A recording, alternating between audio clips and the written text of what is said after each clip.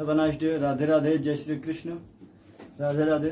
तो आज हम लोग पढ़ेंगे जैसे कि गोलीय दर्पण के बारे में हम लोग उस दिन पढ़ लिए थे कि गोलीय दर्पण क्या होते हैं, गोलीय दर्पण कितने प्रकार होते हैं। ठीक है, जैसे हम लोग पढ़े थे कि गोलीय दर्पण क्या होता है, खोखले क्या होता है, गोले कांच की गोले का क्या होता है, कटा हुआ भाग होता है जिसके एक सतह को ठीक है हम लोग कलई कर देते हैं, तो जो निकाय प्राप्त होता है उसी को हम लोग क्या कहते हैं, गोलीय दर्पण कहते हैं। ठीक है, तो जैसे कि गोलीय दर्पण दो टाइप के होते हैं, एक उत्तल दर्पण और एक अवतल दर्पण।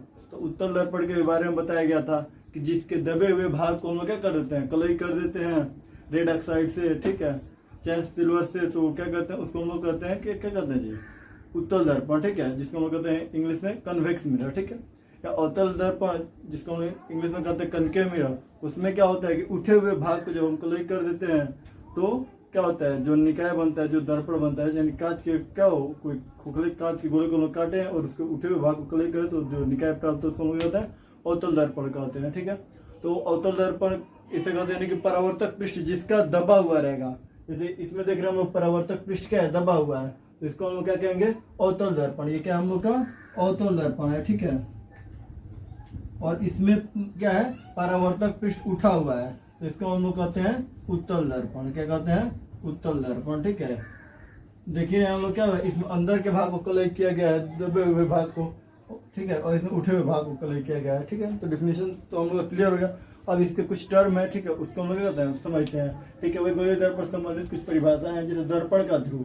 तो दर्पण का ध्रुव क्या होता है, तो गोलीय दर्पण के परावर्तक पृष्ठ, ठीक है, जिस पृष्ठ से क्या होता है, परावर्तन होता है, उसको हम लोग क्या कहते हैं, परावर्तक पृष्ठ कहते हैं। ठीक है, तो परावर्तक पृष्ठ के मध्य बिंदु को दर्पण का ध्रुव कहते हैं और इसे पी से प्रदर्शित करते हैं। ठीक है, पी यानी पोल। ठीक है, इसको हम लोग क्या कहते हैं, पोल ऑफ मिरर कहते हैं। ठीक है, जैसे ये हम लोग का परावर्तक पृष्ठ है जिसके मध्य बिंदु ये है, तो इसको हम लोग दर्पण का ध्रुव कहेंगे। इसमें ये परावर्तक पृष्ठ का मध्य बिंदु ये है, तो इसको हम लोग क्या कहेंगे, ध्रुव कहेंगे। ये अवतल दर्पण का ध्रुव है और ये उत्तल दर्पण का ध्रुव है। ठीक है, कोई दिक्कत नहीं होना चाहिए। चलिए अब आगे देखते हैं वक्रता केंद्र। वक्रता केंद्र क्या होता है, तो गोलीय दर्पण का परावर्तक पृष्ठ, ठीक है, यानी ये भी किस पर बात कर चल रहा है, तो परावर्तक पृष्ठ पर। ठीक है, तो जिस खोखले गोले का भाग होता है उस गोले का केंद्र गोलीय दर्पण का वक्रता केंद्र कहलाता है। ठीक है, गोलीय दर्पण का क्या कहलाएगा, वक्रता केंद्र। यहाँ पर केंद्र लिख लीजिए आप लोग। ठीक है, वक्रता केंद्र। ठीक है, क्या हो जाएगा, वक्रता केंद्र, यहाँ पे केंद्र लिख लीजिए। ठीक है, उसे हम क्या कहते हैं, वक्रता केंद्र कहते हैं। ठीक है, अब देखिए तो हम लोग का ये हो गया। अब यहाँ पर यानी कि वो क्या होना चाहिए, मतलब कोई क्या होगा, ये मतलब जो क्या है दर्पण है, ठीक है, ये किसी न किसी गोले का क्या है, भाग है। जैसे हम गोला बनाया है, थोड़ा सा दिख रहा है, तो इस गोले के भाग का क्या है, ये बना है, गोले को काट कर ही बनाया गया है अवतल दर्पण। इसके बाहरी भाग को क्या कलेक्ट कर दिया गया है, ये अवतल दर्पण है।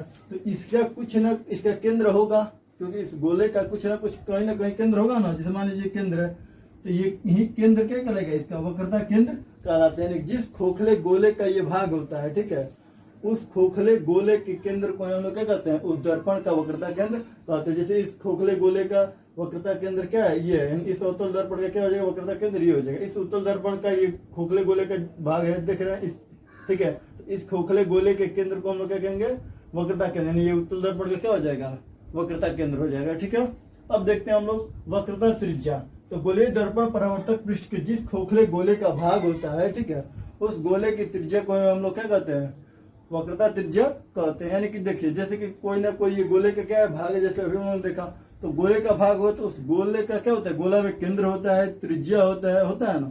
तो इसका भी क्या होगा, त्रिज्या होगा। तो त्रिज्या होता क्या है कि केंद्र से लेकर हम परिधि के बीच की दूरी को हम क्या कहते हैं, त्रिज्या कहते हैं। उसी तरह यहाँ पर ये जो है, ये दूरी कहलाएगा, जो केंद्र से लेकर ध्रुव के बीच की दूरी को हम क्या कहेंगे, त्रिज्या कहेंगे। ठीक है, तो यहाँ पर इसको क्या किससे रिप्रेजेंट करते हैं हम लोग, स्मॉल आर से रिप्रेजेंट करते हैं। जैसे यहाँ पर लिखा है, इसे आर से क्या किया जाता है, प्रदर्शित किया जाता है। ठीक है, यानी कि ये जिस खोखले गोले का भाग होता है उस गोले की त्रिज्या को हम क्या कहते हैं, वक्रता त्रिज्या कहते हैं। अवतल दर्पण का ये वक्रता त्रिज्या हो जाएगा, इस उत्तल दर्पण का ये वक्रता त्रिज्या हो जाएगा। ठीक है, अब हम लोग देखते हैं यहाँ पर कह रहा है क्या, अभिलंब। तो गोलीय दर्पण के किसी बिंदु को वक्रता केंद्र से मिलाने वाली, ठीक है, रेखा उस बिंदु पर अभिलंब होती है। ठीक है, यानी कह रहे हैं गोलीय दर्पण के किसी बिंदु को, ठीक है, गोलीय दर्पण के किसी बिंदु को वक्रता केंद्र से मिलाने वाली रेखा। ठीक है, गोलीय दर्पण पे कोई भी एक मतलब मान लीजिए हम लोग का बिंदु है, ठीक है, और इससे मिलाने वाली रेखा जो क्या हो, मिलाने वाली रेखा जो वक्रता केंद्र से, ठीक है, यानी कि वक्रता केंद्र से मिलने वाली रेखा, ठीक है, यानी कि ये हम लोग का दर्पण इससे डायरेक्ट क्या हो रहा है, वक्रता केंद्र से मिल रहा है, तो इसी को हम लोग क्या कहेंगे, इसी को हम लोग कहते हैं अभिलंब। क्या कहते हैं इसको, अभिलंब कहते हैं। अब देखो अब क्या होता है मुख्य अक्ष, तो मुख्य अक्ष क्या होता है, तो गोलीय दर्पण का ध्रुव तथा वक्रता केंद्र को मिलाने वाली सीधी रेखा, ठीक है, दर्पण का ध्रुव हम लोग का ये है, इसमें ये है देखना, तो और वक्रता केंद्र सी, यानी वक्रता केंद्र सी को मिलाने वाली रेखा, ये देखो ये रेखा हम क्या हो रहा है, यहाँ से यहाँ तक मिल रहा है, ठीक है, ये आगे भी जाता है, ठीक है, ये क्या होता है आगे भी जाता है, समझ लो, यानी कि ये यहाँ से लेकर इसको मिलाने वाली जो रेखा है, ठीक है, इसको जो मिलाने वाली ध्रुव से लेकर वक्रता केंद्र के बीच, इसी को हम लोग क्या कहते हैं, गोलीय दर्पण का मुख्य अक्ष कहते हैं, ठीक है। अब चलते हैं हम लोग, अब पढ़ेंगे दर्पण का द्वारक किसे कहते हैं, ठीक है, मुख्य फोकस किसे कहते हैं, ठीक है, इसकी आकृति कैसे बनते हैं, इस सब के बारे में हम लोग क्या करते हैं, पढ़ते हैं, ठीक है। तो चलिए आगे देखते हैं इसके बारे में।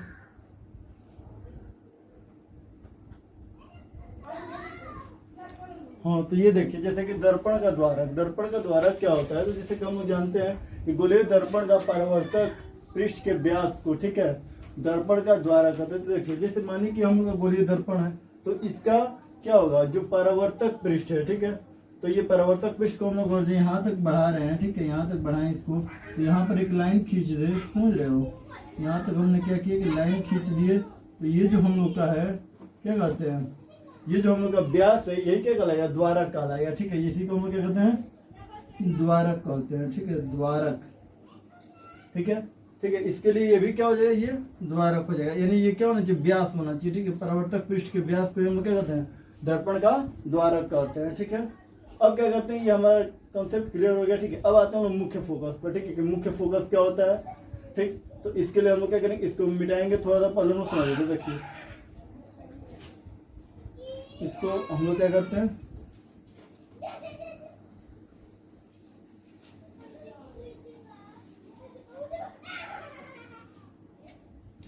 ये हम लोग का हो जाता है क्या बताएं, अभी हम लोग का क्या हो जाएगा, ये हो जाएगा हम लोग का क्या, अवतल दर्पण, क्या है, अवतल दर्पण, इसका है ये ध्रुव, ठीक है, और ये हम लोग का है क्या, मुख्य अक्ष, क्या है, मुख्य अक्ष, ठीक है, ये है ध्रुव और ये है मुख्य अक्ष।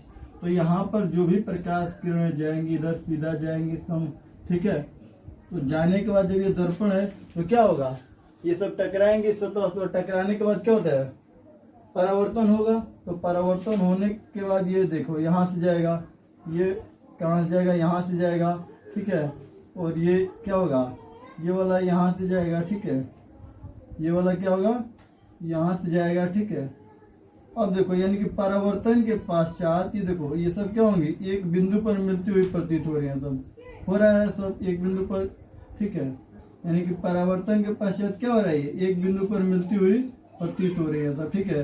तो एक बिंदु पर, जिस बिंदु पर ये सब क्या हो रही है, मिल रही है सब, ठीक है, जिस बिंदु पर क्या हो रहा है, मिल रही है सब, ठीक है, इसी को हम लोग क्या कहते हैं, फोकस कहते हैं, क्या कहते हैं हम लोग, फोकस कहते हैं, ठीक है, यानी यही बिंदु क्या कहलाएगा हम लोग का, फोकस कहलाएगा, जिसे हम लोग क्या करते हैं, एफ से प्रदर्शित करते हैं, ठीक है।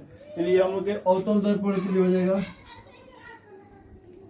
हम लोग क्या है, अवतल दर्पण है, ठीक है।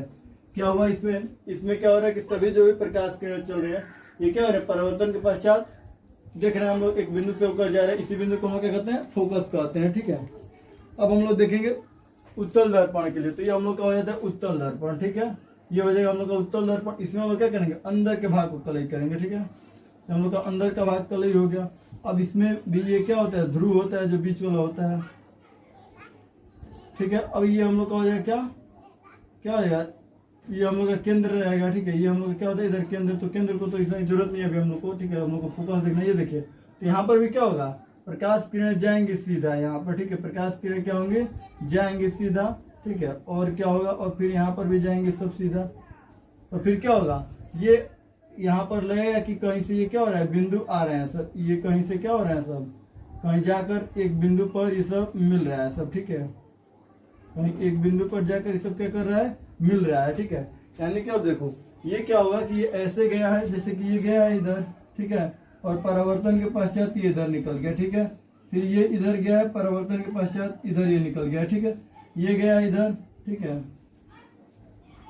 ये हम लोग देख रहे हैं यहाँ पर ये इधर गया है, ठीक है, और फिर परावर्तन हुआ इसका इधर गया, ठीक है, ये इधर गया और परावर्तन इसका इधर, ठीक है। उसी तरह यहाँ पर भी ये भी प्रकाश किरण इधर जा रही है, ये भी प्रकाश किरण इधर जा रहा है, ये भी प्रकाश किरण इधर जा रहा है, लेकिन परावर्तन के पश्चात देखो ये क्या हो रहा है कि ये ऐसे निकल जाएंगे सब, ठीक है। परावर्तन के पश्चात ये ऐसा, ठीक है, ये क्या हो जाएगा, ये ऐसे निकल जाएगा, ठीक है। ये क्या होगा, ये ऐसे निकल जाएगा, ठीक है, और ये ऐसे निकल जाएगा, ठीक। तो परावर्तन के पश्चात क्या हो जाएगा, ये देखो ये क्या हो जाएगा, ये ऐसे निकल जाएंगे सब, और ये वाले किरण कैसे निकल जाएंगे सब, देख रहे हैं हम लोग। ये वाला देखो, ये जैसे कि ये इधर निकल जाएगा, ये ऊपर निकल जाएगा, और ये वाली जो किरण है ये ऐसे आ जाएंगे सब, ठीक है, ये ऐसे, ठीक है। यानी ऐसा लग रहा है कि ये सब किसी बिंदु से क्या हो रही है, आ रही है सब, ठीक है। तो वही हम लोगों ने लिखा भी है, देखो ये यहाँ से ऐसे चला गया, ये यहाँ से ऐसे जा रहा है, ठीक है। इसको हम लोग तीर से बना कर क्या कर लिया जाए, निरूपित कर लिया जाए, ठीक है। ये देखो ये हम लोग क्या हो रहा है, ऐसे आ रही है सब, ठीक है। तो अब देखो, तो इसी को हमने लिखा है कि गोलीय दर्पण के मुख्य अक्ष के समांतर आने वाली प्रकाश किरणें गोलीय दर्पण से परावर्तन के पश्चात मुख्य अक्ष के जिस बिंदु पर मिलती हैं, ठीक है। यानी कि मुख्य अक्ष के समांतर आने वाली प्रकाश किरणें, देखो मुख्य अक्ष के समांतर आने वाली प्रकाश किरणें, ठीक है, और परावर्तन के पश्चात मुख्य अक्ष के जिस बिंदु पर परावर्तन हुआ और जिस बिंदु पर क्या हो रहा है, मुख्य अक्ष के मिल रहा है, मुख्य अक्ष इस बिंदु पर मिल रहा है ना, इसी को हम लोग क्या कहते हैं, मिलती है या मिलती हुई प्रतीत हुई। अब यहाँ पर भी क्या हो रहा है, दर्पण में क्या हो रहा है, ये किरण प्रकाश किरण समांतर जा रही है, और परिवर्तन के पश्चात यहाँ पर मिलती हुई प्रतीत हो रहा है, ऐसा लग रहा है कि यहाँ पे क्या हो रहा है, जाकर मिल रहा है। तो मिलती हुई प्रतीत होती है, ठीक है, उसे हम लोग क्या कहते हैं, उस बिंदु को दर्पण का मुख्य फोकस अथवा फोकस कहते हैं। इसमें ये फोकस हो जाएगा, ठीक है, यानी कि इसको हम लोग क्या कहते हैं, मुख्य फोकस या फोकस कहते हैं। और इसे किससे हम लोग प्रदर्शित करते हैं, एफ से प्रदर्शित करते हैं, ठीक है। और फिर क्या होता है, हम लोग देखते हैं कि अवतल दर्पण से परावर्तित किरणें फोकस एफ पर वास्तव में मिलते हैं, ठीक है। अवतल दर्पण में फोकस पर क्या हो रहा है, वास्तव में हम लोग देख भी रहे हैं, ये क्या हो रहा है, वास्तव में इस पर क्या हो रही है, मिल रही है, ठीक है। और वही क्या होता है, इसमें क्या होता है, वास्तव में नहीं मिलता, क्योंकि अंदर जाएगा तब जाकर नहीं प्रकाश किरण मिलेगा इस पर, यहाँ पे अंदर जाता ही नहीं, ये क्या अंदर इसका भाग क्या हुआ, कलय हुआ है, जैसे रिफ्लेक्शन है तो रिफ्लेक्शन के बाद ये इधर किरण चला गया, ये इधर चला गया, ठीक है। यहाँ पर भी ये प्रकाश किरण जा रहा है और इधर से रिफ्लेक्शन होकर इधर आ जा रहा है, यहाँ से प्रकाश किरण इधर रिफ्लेक्शन हो जा रहा है, ठीक है। यानी कि कहने का तात्पर्य है, इसमें देखो, तो इसमें क्या होता है, इसमें वास्तव में मिलता है, इसमें वास्तव में नहीं मिलता है, ठीक है। तो वही कह रहा है क्या, अवतल दर्पण के फोकस वास्तविक होता है और उत्तल दर्पण के लिए परावर्तित किरणें फोकस एफ से आती हुई प्रतीत, इधर से लग रहा है कि क्या हो रही है, आ रही है, ठीक है। और उत्तल दर्पण के लिए फोकस क्या होता है, आभासी होता है, क्योंकि क्या होता है, दर्पण के अंदर यानी कि गोली दर्पण जो है उसके अंदर है, ठीक है, और परावर्तक पृष्ठ इसके उठे हुए भाग से हो रहा है, ठीक। तो इसमें अवतल दर्पण के फोकस दर्पण के सामने होता है, और हम लोग देख भी रहे हैं, ये नोट वाली बात है, ठीक है। अवतल दर्पण में क्या होता है, जो फोकस होता है वो क्या होता है, दर्पण के सामने होती है, हम लोग का दर्पण है, इसके सामने फोकस है, जबकि वही उत्तल दर्पण में फोकस क्या होता है, दर्पण के पीछे होती है। हम लोग का दर्पण का ये परावर्तक पृष्ठ है ना, तो परावर्तक पृष्ठ के क्या है, पीछे ही है, ठीक है। इसमें क्या है, परावर्तक पृष्ठ के आगे है, ठीक है। अब इसके बाद हम लोग पढ़ेंगे गोलीय दर्पण से मतलब कैसे प्रतिबिंब बनते हैं, ठीक है। इन सब के बारे में हम लोग पढ़ेंगे, फोकस दूरी के बारे में पढ़ेंगे, ठीक है। तो चलिए अब हम लोग क्या करते हैं, उसको देखते हैं वो कैसे क्या होता है, ठीक है। उन सब के बारे में, फोकस दूरी किसे कहते हैं, चाहे कैसे मतलब क्या होता है, कोई प्रतिबिंब बनता है, उन सब चीजों के बारे में देखा जाए।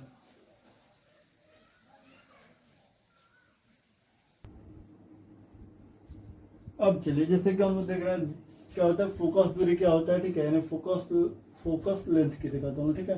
तो देखिए फोकल लेंथ किसे कहते हैं हम लोग, ठीक है। तो देखिए कह रहे दर्पण के ध्रुव तथा मुख्य फोकस के बीच की दूरी को दर्पण की फोकस दूरी कहते हैं, ठीक है।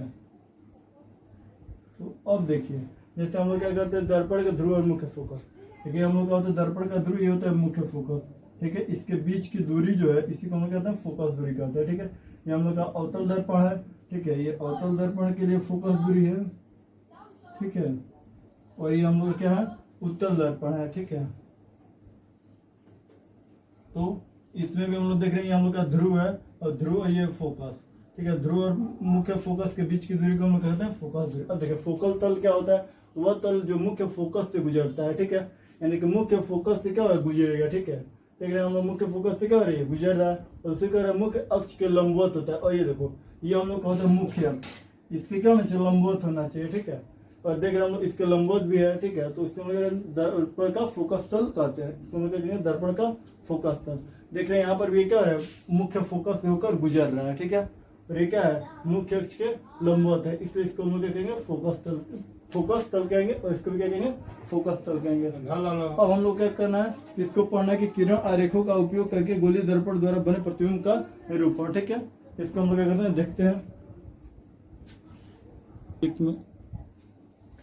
तो अब हम लोग देखते हैं कि किरण आरेखों का उपयोग करके गोलीय दर्पण द्वारा बने प्रतिबिंबों का निरूपण। ठीक है, तो अब देखो जैसे कि इसमें हम लोग क्या करते हैं कि किरण आरेख का उपयोग कर गोलीय दर्पण में कैसे प्रतिबिंब बनते हैं, इन सब के बारे में हम लोग देखेंगे, जो कि हम पहले बता चुके हैं कि मतलब इसमें यही हम लोग टॉपिक पढ़े। यहाँ पे देखिए कर किसी वस्तु का गोलीय दर्पण द्वारा प्रतिबिंब बनाने के लिए निम्नलिखित 3 नियम है। ठीक है, निम्नलिखित 3 नियम है जिनके द्वारा हम लोग क्या कर सकते हैं, गोलीय दर्पण में प्रतिबिंब बना सकते हैं। ठीक है, तो ये देखिए प्रतिबिंब की स्थिति निर्धारित करने के लिए इनमें से किन्हीं 2 नियम का इस्तेमाल किया जाता है। ठीक है, प्रतिबिंब की स्थिति बनाने के लिए इसमें किन्हीं 2 नियम का इस्तेमाल किया। प्रथम नियम है ये अभी, ठीक है, और फिर एक द्वितीय नियम है और एक तृतीय नियम है। ठीक है, तो जैसे पहला नियम क्या कहता है, दर्पण के मुख्य अक्ष के समांतर चलने वाली प्रकाश किरण दर्पण से परावर्तन के पश्चात मुख्य फोकस से होकर जाती है अवतल दर्पण में। ठीक है, जैसे देखिए यहाँ पे क्या हो रहा है, मुख्य अक्ष के समांतर चल रही है प्रकाश किरण, ये परावर्तन के पश्चात फोकस से होकर जा रहा है। ठीक है, यानी कि क्या होगा, दर्पण के समांतर मुख्य अक्ष के समांतर चला दर्पण में। ठीक है,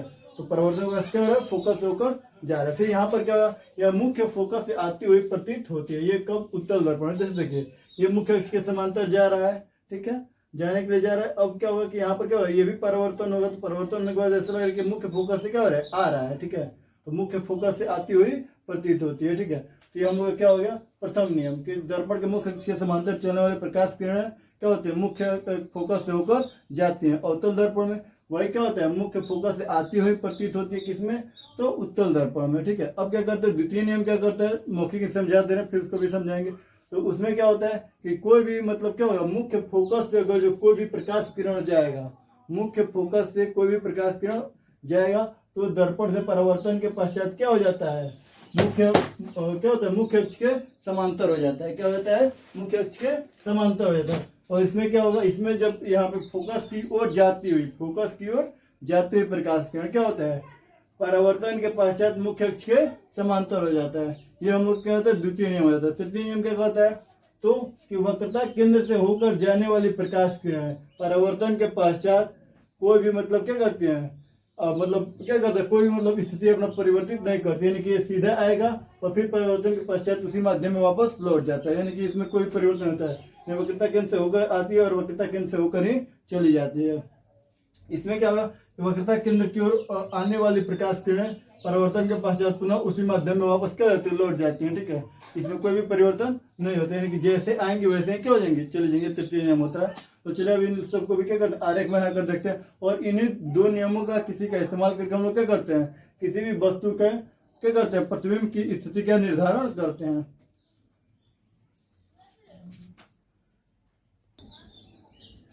हाँ, तो देखते हैं हम लोग, जैसे कि प्रथम नियम तो हम लोगों ने देख लिया कि भाई क्या होता है कि जैसे कि हम लोग जानते थे कि कोई भी मतलब रेखा जो है कि मुख्य अक्ष के समांतर चलता है तो फोकस से होकर जाता है, ये प्रथम नियम कह रहा था। ठीक है, लेकिन द्वितीय नियम क्या कहता है, तो द्वितीय नियम कहता है दर्पण के मुख्य फोकस से होकर जाने वाली। ठीक है, यानी कि देख रहे हो दर्पण के मुख्य फोकस से होकर ये जा रहा है, देख रहे हो, मुख्य फोकस से होकर जाने वाली प्रकाश किरण अब जाएगी तो ये परावर्तन होगा। ठीक है, दर्पण के मुख्य फोकस से होकर जाने वाली प्रकाश किरण है। ठीक है, क्या होता है, या मुख्य फोकस की ओर जाने वाली। ठीक है, मुख्य फोकस की ओर जाने वाली, देखो ये मुख्य फोकस की ओर जा रही है, मुख्य फोकस होकर जाने वाली या मुख्य फोकस की ओर जाने वाली प्रकाश किरण। ठीक है, क्या होता है कि परावर्तन के पश्चात, ठीक है, क्या होती है कि मुख्य अक्ष के समांतर होती है। अब यहाँ पर देखो ये क्या हो, परावर्तन हो तो मुख्य अक्ष क्या हो जा रहा है, समांतर हो जा रहा है। ठीक है, यहाँ पर भी क्या हो रहा है, ये आ रहा है फोकस की तरफ। ठीक है, तो परावर्तन के पश्चात क्या हो जा रहा है, मुख्य अक्ष के समांतर हो जा रहा है, देख रहे हैं हम लोग। ठीक है, तो यानी कि कहने का तात्पर्य है कि द्वितीय नियम कहता है कि फोकस की ओर फोकस से होकर जाने वाले प्रकाश किरण क्या होता है, फोकस से होकर जाने वाले प्रकाश किरण परिवर्तन के पश्चात मुख्य अक्ष के समांतर हो जाती हैं। ठीक है, और यहाँ पर भी हम लोग देख रहे हैं कि यहाँ पर भी क्या हो रहा है कि दर्पण के फोकस की तरफ जा रहा है और ये परिवर्तन के पश्चात मुख्य अक्ष के समांतर हो जा रहा है। ठीक है, तो ये हम लोग का द्वितीय नियम है। अब तृतीय नियम का क्या होता है, तो तृतीय नियम कहता है कि दर्पण के वक्रता केंद्र से होकर जाने वाली, ठीक है, देख रहे हैं यहाँ पर दर्पण से के वक्रता केंद्र से होकर जा रहा है प्रकाश किरण। ठीक है, पर जाने वाली या वक्रता केंद्र की ओर आने वाली, देख रहे हैं हम लोग यहाँ पे वक्रता केंद्र की ओर आ रहा है। ठीक है, ये अवतल दर्पण में, ठीक है, आने वाली प्रकाश की किरण दर्पण से परावर्तन के बजाय अपने मार्ग में वापस लौट जाती है। यहाँ पर भी हम लोग देख रहे हैं कि आया और पुनः ये इसी माध्यम में क्या हो जा रहा है, वापस लौट जा रहा है उसी मार्ग में। वापस लौट जा रहा है, ठीक है। यहाँ पर भी आ रहा है और क्या हो रहा है, उसी मार्ग में पुनः वापस लौट जा रहा है, यानी कि अगर जो वक्रता केंद्र से आएगा तो क्या होगा, पुनः उसी माध्यम में वापस लौट जाता है, उसी मार्ग में, ठीक है। कोई प्रकाश किरण अगर वक्रता केंद्र से होकर जाएगा तो वक्रता केंद्र में पुनः क्या होता है, वो उसी मार्ग में वापस लौट जाता है। और यहाँ पर क्या जो क्या हो रहा है, वो वक्रता केंद्र की ओर आ रहा है उत्तल दर्पण में, वास्तव में तो आता नहीं है वहां पर, ठीक है। तो ये भी क्या होगा, पुनः उधर वापस लौट जाता है। और इसमें क्या हो रहा है, वही द्वितीय नियम में क्या कर रहा है कि मुख्य अक्ष से होकर जाने वाली, ठीक है, मुख्य अक्ष क्या कहते हैं, मुख्य फोकस होकर जाने वाली प्रकाश किरण परिवर्तन के पश्चात क्या दर्पण के मुख्य अक्ष के समांतर हो जाती है। यहाँ पर हम देख रहे हैं फोकस की तरफ आने वाली प्रकाश किरण क्या हो रहा है, यहाँ पे मुख्य अक्ष के समांतर हो जाते हैं, यानी कि हम लोग प्रथम नियम, द्वितीय नियम और तृतीय नियम क्या हो गया, समाप्त हो गया। अब हम लोग पढ़ेंगे दर्पण द्वारा, ठीक है, वस्तुओं के प्रतिबिंब का बनना, ठीक है, उनकी स्थिति के बारे में हम लोग क्या करेंगे, पढ़ेंगे। तो चलिए अब हम लोग क्या करते हैं, उसके बारे में पढ़ते हैं और देखते हैं, ठीक है।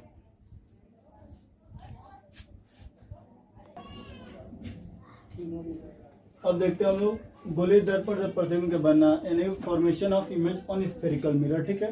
तो अवतल दर्पण द्वारा प्रतिबिंब का बनना यानी image formation by concave mirror, ठीक है। तो अब हम लोग ये अवतल दर्पण के बारे में पढ़ रहे हैं, फिर इसके बाद हम उत्तल दर्पण के बारे में पढ़ेंगे, क्योंकि गोलीय दर्पण दो होते हैं। तो अवतल दर्पण और इसके जितने भी कंडीशन सबको पढ़ा देगा, ठीक है। तो अवतल दर्पण में कैसे प्रतिबिंब बनते हैं उन सब के बारे में जैसे देखें, अवतल दर्पण द्वारा बनना प्रतिबिंब की स्थिति, आकार और प्रकृति, ठीक है, दर्पण और वस्तु के बीच की दूरी पर निर्भर करता है, कितना बड़ा प्रतिबिंब बनेगा, ठीक है, चाहे उसकी प्रकृति कैसा होगा, ये सब क्या होता है दर्पण से, ठीक है, वस्तु की दूरी पर ही निर्भर करता है। हम लोग देखेंगे अभी जैसे पहला स्थिति दे रहा है कि जब वस्तु अनंत पर स्थित हो, ठीक है। यहाँ पे हम लोग देख भी रहे हैं कि वस्तु क्या है, अनंत पर स्थित है, ठीक है, वस्तु क्या है, अनंत पर स्थित है। तो जब वस्तु अनंत पर स्थित रहता है तो क्या होता है, तो देखिए, तो यहाँ पर क्या होगा, तो देखो जब वस्तु ए बी दर्पण से अनंत दूरी पर स्थित है, ये हम लोग का वस्तु क्या है, ए बी है, ये वस्तु में क्या है, ए बी है, जो कि अनंत दूरी पर स्थित है। तो कह रहे हैं क्या, तो वस्तु के शीर्ष से दो किरणें क्या होंगे, परस्पर समांतर आती हुई आप क्या होते हैं, दर्पण पर आपतित होगी। ये देखिए क्या है, दो किरणें आपस में क्या आ रही है, ठीक है, मैंने वस्तु का यहाँ तक रहता तो यहाँ समांतर क्या किरणें आ रही है सब, और आने के बाद क्या होगा, आएंगे सब, ठीक है। और आपसे एक किरण दर्पण के फोकस से होकर जाती है, जो परावर्तन के पश्चात मुख्य अक्ष के समांतर हो जाती है, ठीक है। एक किरण क्या होगा, फोकस से होकर जाएगा और मुख्य अक्ष क्या हो जा रहा है, समांतर हो जा रहा है। और एक किरण क्या हो रहा है, वक्रता केंद्र से होकर जाए, जो पुनः उसी माध्यम में वापस लौट जा रहा है। दोनों किरण एक दूसरे को कहाँ पर काट रही है, ए डैश पर काट रही है, ठीक है। तो यहाँ पर ए डैश पर क्या होता है, ये वस्तु क्या बन रहा है, उल्टा बन रहा है, क्या बन रहा है, उल्टा बन रहा है, ठीक है।